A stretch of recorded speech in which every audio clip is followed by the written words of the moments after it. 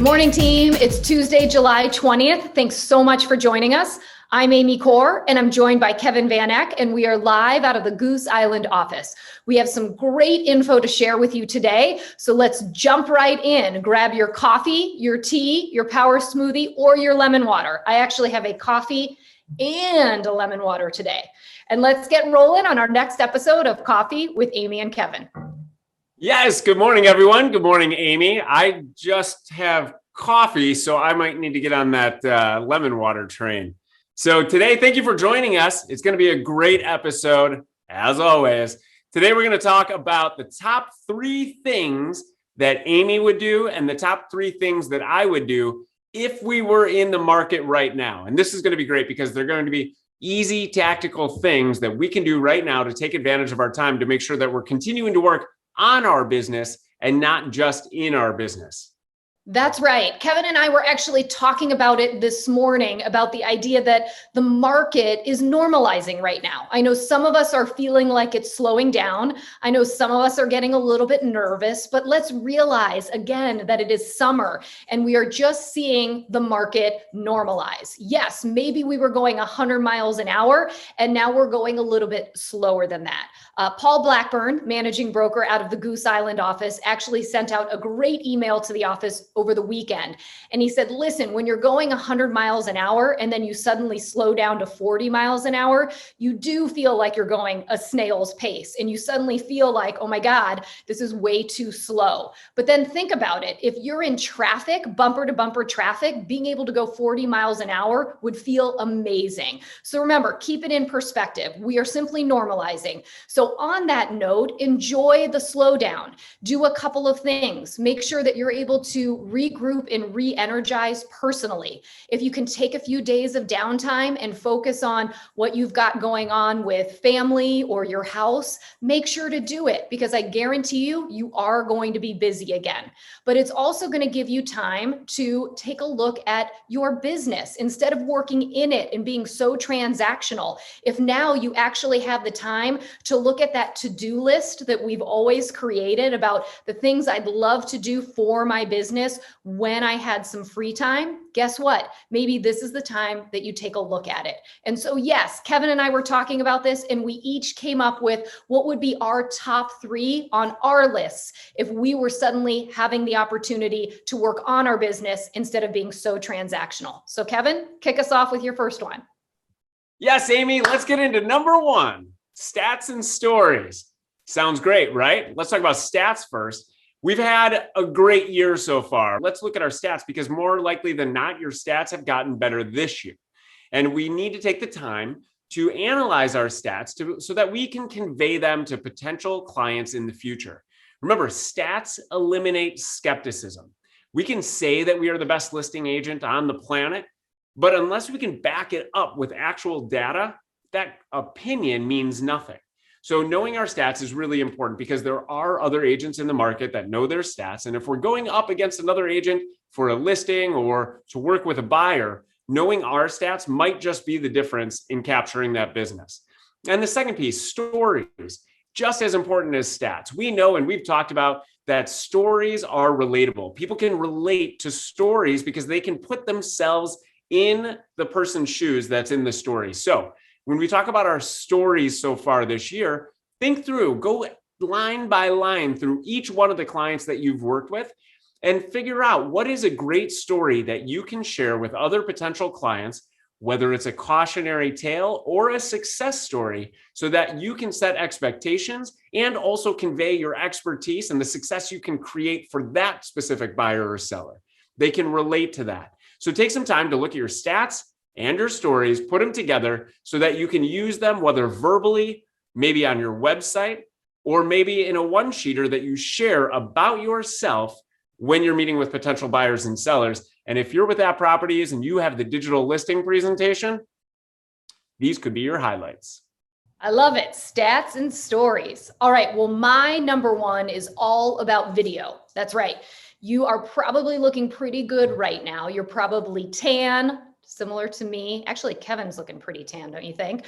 But we look great, right? In the summer months, hopefully we always look a little healthier, but I want you to start thinking about getting out of your comfort zone and thinking about a branding video. And this does not have to be professionally done, but if it were me right now, I'm absolutely in love with the digital listing presentation. It is an amazing tool if you're going to be using it for sellers, but I actually think that the DLP is also almost like an agent branding book, but an electronic version.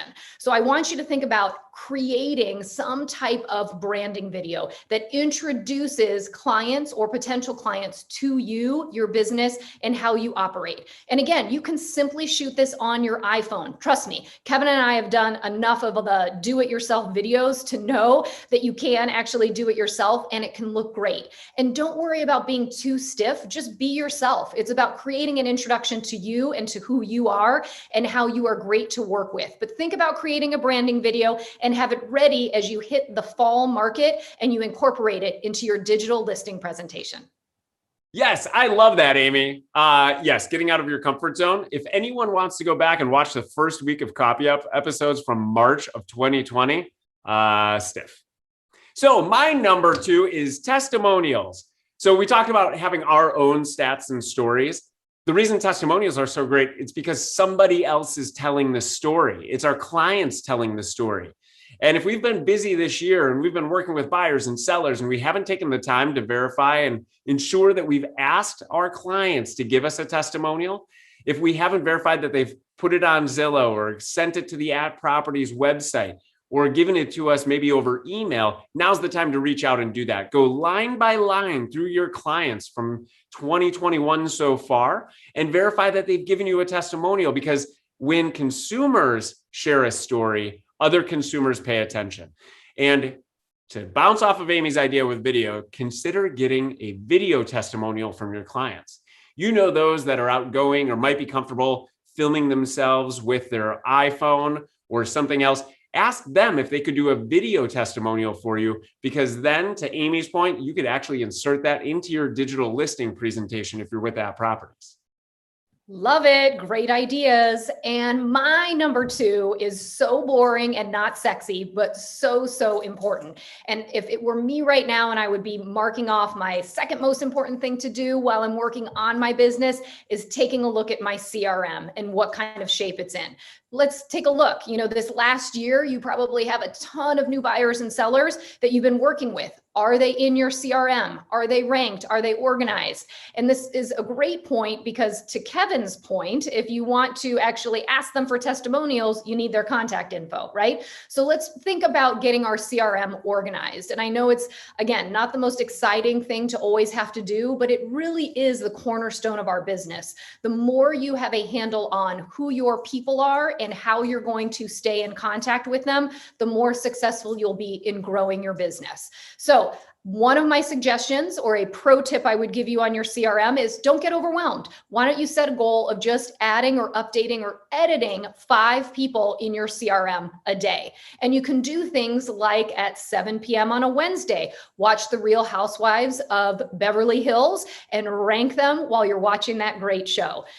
Great thing to do, really easy. You can do it quickly, but just set a rule of 5 people a day in your CRM. And if you can focus on getting all of your A's and B's in great shape for the fall, I guarantee you're going to have a rock star remainder of 2021.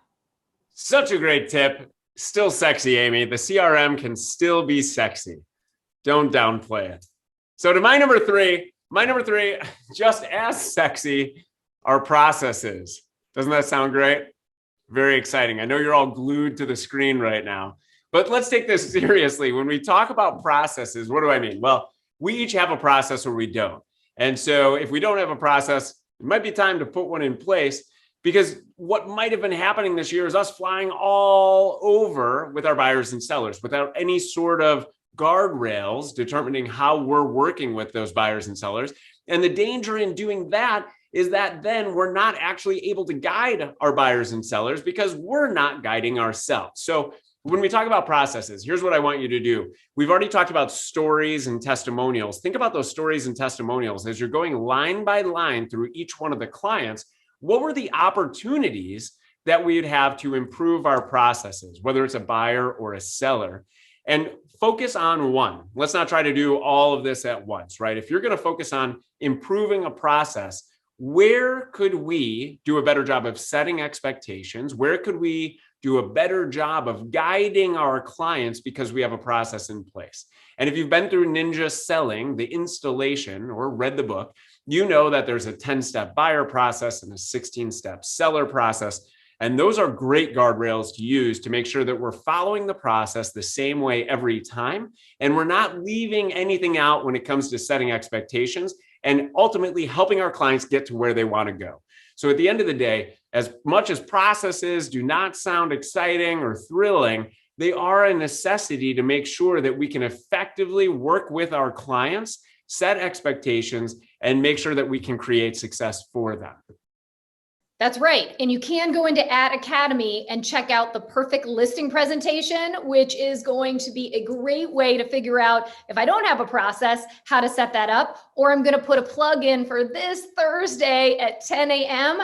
Tom Downing and I are doing perfect buyer strategies. So again, can help you with your process.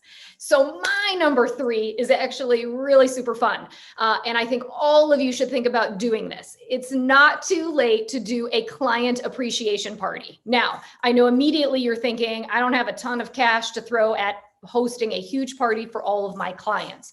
I have a great idea for you. Think about a local ice cream shop in your neighborhood, in your market, and think about simply hosting a 2-hour event where you can invite all of your clients and their family members to come and get a $5 ice cream cone on you. It might not even be $5, it might be less, but an ice cream cone on you. It'll be less than $5 per person. You host it on a Saturday or a Sunday. Do it from 12 to 2 or 1 to 3. Invite everybody you know, and you hang there until all of your clients show up. It's a really easy way to get people together. Who doesn't want a scoop of ice cream in the dog days of August? So think about doing something quick and easy like that to re-engage your sphere of influence during the best time of year, during summer, when everybody wants to get out. Now that many people are safely vaccinated, we want to be able to engage and see people face to face. So think about a client appreciation event or party. Make it easy, just a scoop of ice cream or something similar in your local neighborhood. And I guarantee you, you're going to tee up a few clients for your fall business. So great. What a group of wonderful ideas that we've come up with. I just want to touch on a couple of things. One is everybody loves ice cream, right? And number 2, Amy mentioned how tan I look. I actually look red. I am not as red in person. I just want to make sure that you know that it's the lighting or the fact that we spend so much time laughing here on Coffee with Amy and Kevin that the blood just rushes in my head. So with that, what I want to encourage you to do, we talked about 6 different things. Amy's top 3, my top 3. Share with us the one that you are going to harness and put into place and do right now. Share with us at coffee@properties.com, and we will send a lucky winner. Let's do 3, Amy. We will send 3 lucky winners a Coffee with Amy and Kevin mug direct to your home. So make sure you share with us the one action you're going to take. And if you're doing multiple, do that too. But share with us at coffee@properties.com. Thanks everybody for joining us. Have a wonderful rest of your Tuesday, and we'll see you soon. Bye team. Make it a great Tuesday, and we'll see you next week. I guarantee you, you're going to have a rock star remainder of 2021. My number 3, just as sexy, are processes. Doesn't that sound great? Very exciting. I know you're all glued to the screen right now. Tomato, tomato, tomato, tomato. Okay. Is that totally stupid? No. Okay. It was great. Rock star business. Why do I say stupid like that?